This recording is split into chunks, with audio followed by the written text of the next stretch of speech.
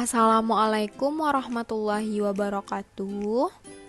Bagaimana kabar Ananda hari ini? Semoga Ananda dalam keadaan sehat serta selalu bersemangat dalam menjalankan aktivitasnya ya.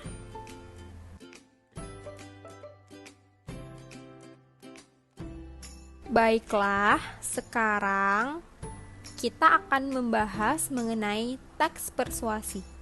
Selamat menyaksikan. Berikut ini kompetensi inti yang akan Ananda capai. Apakah Ananda masih ingat dengan teks persuasi? Baiklah, sekarang kita akan membahas mengenai bagaimana cara memproduksi teks persuasi. Berikut adalah langkah-langkahnya. Perhatikan dengan baik ya. Langkah pertama yang akan Ananda tentukan adalah Ananda harus merancang dan menetapkan topik teks persuasi. Menetapkan sebuah topik untuk dijadikan acuan tentang apa yang akan Anda bahas. Topik adalah pokok persoalan atau permasalahan yang menjiwai seluruh karangan. Tanpa topik yang jelas, maka isi karangan pun akan menjadi kabur fokusnya. Topik yang jelas adalah topik yang spesifik atau khas. Langkah kedua, Ananda harus menetapkan tujuan teks persuasi. Setelah menentukan topik yang baik, langkah selanjutnya adalah menentukan maksud atau tujuan penulisan. Tujuan menulis ini perlu diperhatikan selama penulisan masih berlangsung agar misi karangan yang Ananda buat dapat tersampaikan dengan baik. Langkah yang ketiga, Ananda harus merumuskan tema teks persuasi. Untuk menentukan tema, Ananda harus menentukan patokan utama dalam membuat tulisan tersebut.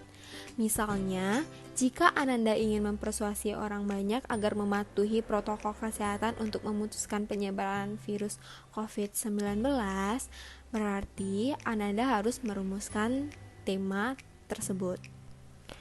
Langkah yang keempat, Ananda harus menetapkan judul teks persuasi. Judul merupakan bagian yang paling penting dalam membuat sebuah teks.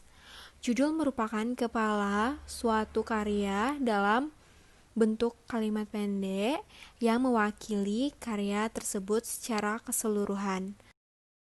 Langkah selanjutnya, Ananda harus menyusun kerangka teks persuasi.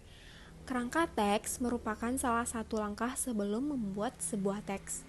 Kerangka teks harus disesuaikan berdasarkan struktur teks persuasi. Langkah selanjutnya, Ananda mengembangkan kerangka tadi menjadi sebuah teks lengkap.